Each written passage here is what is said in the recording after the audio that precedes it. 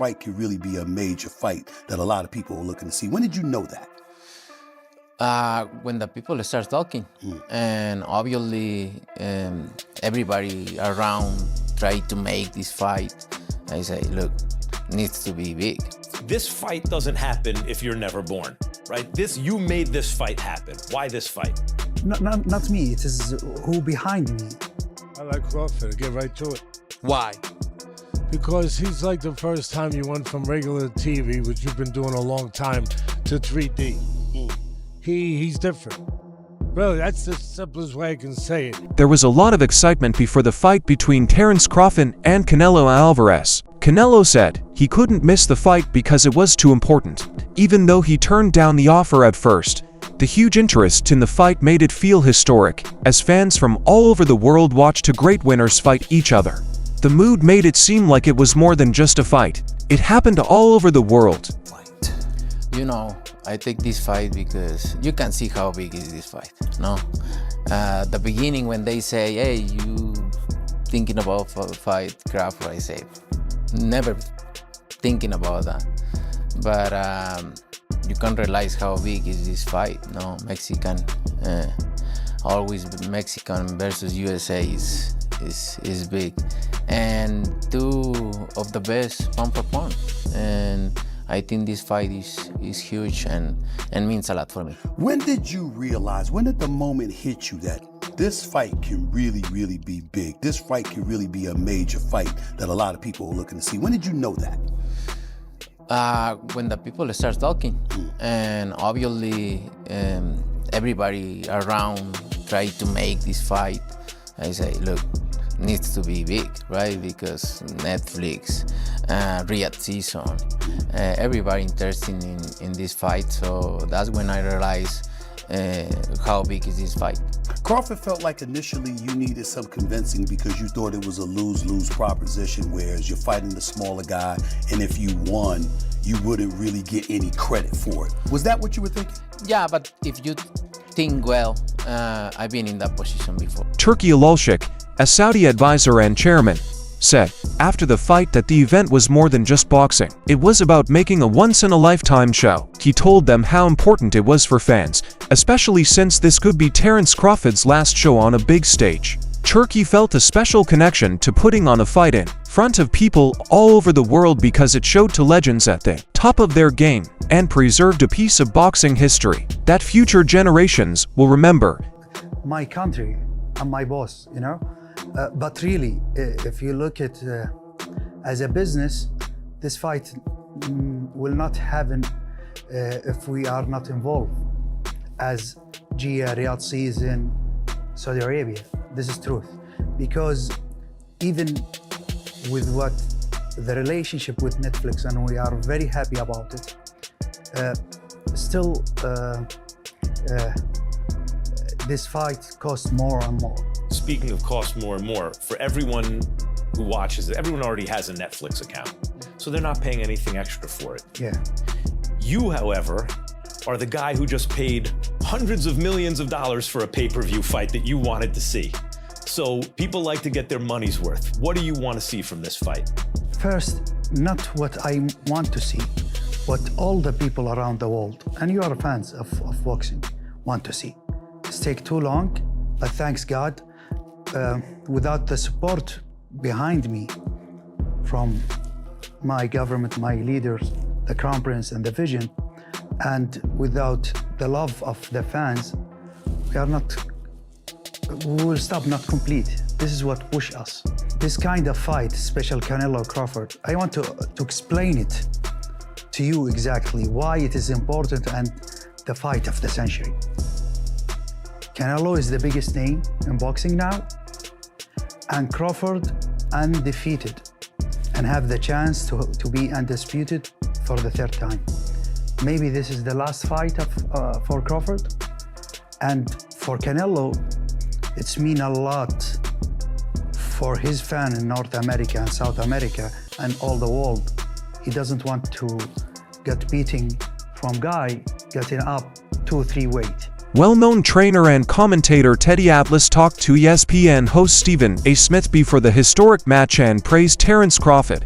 Atlas made a shocking comparison when he said that Crawford was like going from 3D to digital in fighting. This was meant to show how sharp and skilled he was. Atlas says that Crawford is different from almost every other boxer in the sport today because of his versatility, accuracy, and calm demeanor. When Crawford stepped into the ring, his prediction did not seem too far-fetched. He was able to switch between orthodox and southpaw stances without any problems, read his opponent in seconds, and react very quickly, which is why many experts trusted him. His calmness in front of the biggest crowds against one of the best boxers of the time showed how much he had grown as a fighter. For people all over the world who saw the show, it was exactly what Atlas had said it would be like. When it comes to the top level of the sport, a boxer is changing everything. Crawford did more than just throw punches during his fight. It was meant to improve boxing as an art form and make fans feel like they were seeing a new part of the sport's past. Back in the day, I used Betamax, and then that was good. It was cool. VHS, VCR, all that stuff. I still got them, actually. And all of a sudden, digital came around. There you go. He's digital. Really. And I'm not knocking Canelo for all the people out there that, want to pull their arrows now and start slinging shots at me. Hey, that's okay. That's fine. But I'm not knocking him. He's a good, solid guy. He's Good, tremendous. solid guy. He's 63-2, Teddy, and has never been knocked out. And this guy that's what's fighting him his is record? moving up 63-2. Wait, what's his record? 63-2. By who's accounting? What do you mean by who's accounting? What are you trying to say? That's what am I trying to say? There's a couple fights there that you might be able to argue there. Just a little bit. Okay. Starting with Triple G. Just a little bit. A little bit, I mean, you're insulting him a little bit. Like in a movie with De Niro. I'm not insulting him. I'm pointing out the facts. But here's my point to you, Teddy. He's 63-2. Lara, how about the Lara fight? Hold on. You want to go back further? Okay. What about Madrimov with Crawford? I'm just saying. No, he beat Madrimov. He didn't look the way we want him to look. Okay. Because stepping up for the first time to that weight class, he didn't look the way that we wanted to say, oh my God. Well, stay with me. Let me ask you this question. And Madrimov was not getting the credit for the kind of fighter that he was. But let me ask you a question, Teddy Atlas. He didn't look the way you wanted him to look, moving up from 147 to 154. Now he's going from 154 to 2 weight classes to 168 against a guy who's 11-0 at the 168-pound limit and is entering his 12th fight undefeated and has never been knocked out. Yeah, VHS digital. Did you worry about that jump when you went from VHS to digital? No, you just said we're at digital now, and it looks good. It looks really good, and you look great. No, you do. I appreciate it. Thank you so much. You look tremendous. But I'm just saying. Listen, I believe in Crawford too, and I believe that Crawford is one of the top 2 fighters on the planet. But he is moving up 2 weight classes, and when people look at him going up against Canelo, here's what they're saying. He's got to keep his distance. He's got to hit, stick, and move. He can't stay in front of him. Canelo Alvarez, who is a 4-division world winner, knew what his future held before the fight. He has made it clear that he wants to stop boxing in the next 2 years, having reached almost all of the goals a fighter could hope for. From unifying belts to hosting big stadium shows, Canelo will be remembered for a long time. His showing against Crawford not only showed how good he was, but also how much he wanted to become one of the sport's legends. He was no longer thinking about what he could win, but how people would remember him after the fight was over. Think you'll box? I don't know, maybe 2 more. 2 more years? Yeah. Is there anything else that you want to accomplish that you haven't yet accomplished? I already accomplished everything. So there's and I nothing did left. everything in boxing. Yeah. So I'm fine. When this is all over for you, maybe in 2 years from now, what do you want to be remembered for? One of the greatest fighters in the boxing history. That's why I'm here. That's why I start boxing. So I'm doing good. I think you've already accomplished that. Yeah. Simon Jordan, a broadcaster and commentator, says that Canelo Alvarez's career has been amazing for how long and how consistently it has gone. He told the crowd that Canelo has lived up to lots of promises and delivered many times, from his first professional fight when he was a teenager to becoming one of the most bankable pay-per-view stars in the sport. Jordan said that not many fighters stay at the top for more than 10 years. Still, Canelo has done it in a lot of different weight classes. Such comments were proven true by the fight itself. People think of Canelo as one of the best boxers of all time because he is smart in the ring, can stay calm under pressure, and likes to take advantage of even the smallest holes. He showed a level of knowledge that few of his opponents could match with every move he made during the exchanges. As new winners came out, Jordan's research showed that Canelo's longevity stands out. Fans all over the world were reminded of how hard it is to stay on top against bigger, younger, and more experienced opponents. In this way, the fight made him more than just a winner. It made him an icon for future boxers. The interview, we went even deeper on it. He did. Look, Canelo's achievements that speak for themselves. You see, he's been around a long, long time, 20 years as a pro, and he's beat some of the best fighters out there for sure. I think that Paulie there is referring to him avoiding Benavidez, the fight that everyone's wanted to see and wanted to make. He's been picking and choosing his own opponents, and yeah, he has had some easy options. And he gets an opportunity to go in against Terence Crawford, or Terence Crawford gets the opportunity to go against him. Look, whatever way you want to look at it, I think that you cannot deny how good Canelo has been. He has adapted, he's had to adjust. He now, he stalks forward, he hunts his prey, but he single shots to the body, single shots to the head, and that's why I think timing for Terence Crawford here could be Duke, me and Spencer have got Terence Crawford. How do you think this fight is won and lost? Yeah, I think this fight is won for Crawford by sticking to his boxing, which he does beautifully. From the outset, I thought Crawford would win this fight, simply because you're an arcade. He's a great boxer, right? He switches from left to right effortlessly. He's a good stayer. He's got that spite that you need as a champion. What he's done has been done before, albeit many moons ago with Sugar Ray Leonard, when he moved up and boxed Donnie Lalonde from welterweight to super middleweight, but he stopped off in between that and boxed Marvelous Marvin Hagler. So that's probably a harder route even still, but I feel that it's a stone difference. It's not really that much, not when you look at the bigger picture. A stone in weight is a lot of weight, of course it is. And sometimes you don't even want to give away a pound in weight, but the fact that he's putting on a stone of pure muscle. President of the UFC Dana White hailed the event as the biggest boxing match in modern times. He said this as both a promoter and a fan of the sport. There were 65,000 tickets sold, so the mood was electric. It wasn't just a fight. White called it war. And what was going on in the ring fit that description. There were loud roars for every move, and the fighters put on a show that seemed epic from start to finish. The event's sheer size made it clear that it was more than just another title fight. It was a big event in history. All I care about as the promoter of this event is that it's a good fight. Over 65,000 people are coming in for this fight live. Who knows how many are going to tune in around the world on Netflix, but what I want is when it's over, everybody turns off the TV or walks out of the arena and goes, I'm so glad I came to this fight. That was war. I mean, I could sit here for an hour and break down the fight, both ways for both guys. But what I truly believe is because Crawford's moving up in weight and this legacy thing is so important to him, he's going to come at Canelo. And you know how Canelo is a counterpuncher and hits hard, and I think it's going to be a war. As the fight got closer, practice video between Canelo Alvarez and rising welterweight star Jiren Butsanis got out. Boxing expert Showbiz the Adult talked about it. Even though only small parts of the conversations were made public, they are now important historical events because of Canelo's performance in public. People saw the workouts as more than just practice. They saw them as a test, since Canelo was going up against one of the fastest young boxers in the sport. Even in short views, the clip gave a hint of how intense and precise Canelo would be going into training camp. Many people think that Enes is one of the most dangerous up-and-coming boxers, and the way he fought Canelo only helped him get ready for the big fight. Many fans and observers watched the sparring video again after the fight and saw it from a different angle. They were connected to a bigger story about how Canelo trained for one of the biggest fights in modern history. In the history of boxing, the practice session is remembered as a one-of-a-kind look into greatness. Now legendary sparring session with Boots Ennis and Saul Canelo Alvarez, all right?